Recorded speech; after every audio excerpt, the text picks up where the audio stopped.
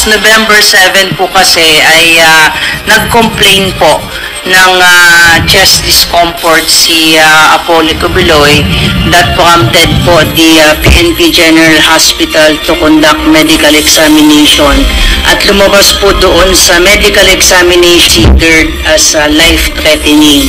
Of Jesus Christ leader Apollo Kibuloy. Ito'y matapos na aprubahan ng korte ang medical furlough nito dahil sa pananakit ng dibdib at irregular na heartbeat. Ayon kay PNP Public Information Office Chief Police Brigadier General Jean Fajardo, tumain ng pananakit ng dibdib si Kibuloy noong November 7. Kaya't dinala na ito sa Heart Center noong November 8, Biyernes para sa ilang medical check-up.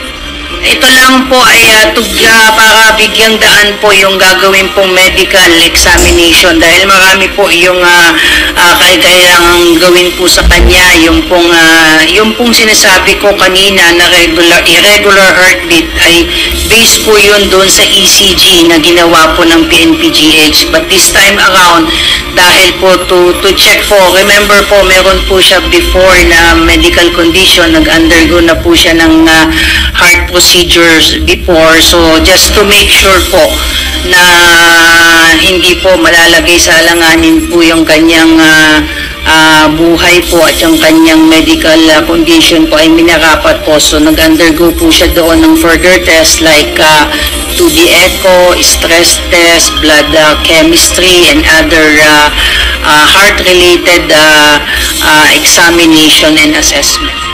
Sinabi pa ni Brigadier General Fajardo na aprobahan ng Pasig RTC ang extension nito sa ospital.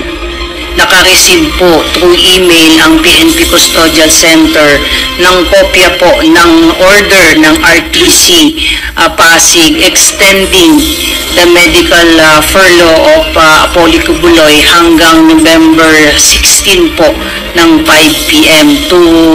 para po makumpleto yung mga medical examination na na-require po to check kung yung medical status o condition po ni Apollo Kibuloy po. So, dahil since may court order po, ay susunod po tayo doon. Paliwanag ng General, walang equipment ang PNP General Hospital para sa ilang pagsusuring gagawin kay Kibuloy. Kaya't sa PNP Heart Center ito dinala, base na rin sa utos ng korte. Tiniyak naman ng PNP na mahigpit pa rin ang bantay kay Kibuloy kahit na nasa loob ito ng ospital. Nasa regular room din daw ito at hindi maaaring basta na lamang dalawin kung walang court order.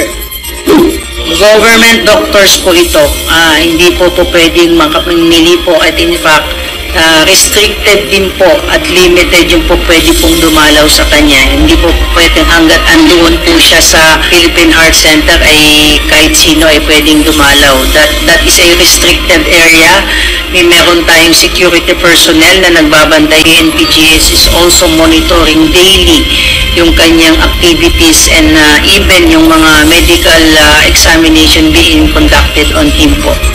Si Kibuloy ay sinasabing una nang sumailalim sa medical procedure sa puso noong taong 2009 at taong 2020. Maligayang pagdating sa Team Sam TV, ang inyong maasahang source para sa mga pinakasariwang balita at kaganapan.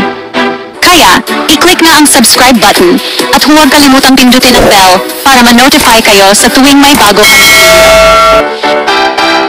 Team Sam TV, inilalapit kayo sa mga balitang kailangan ninyo, araw-araw.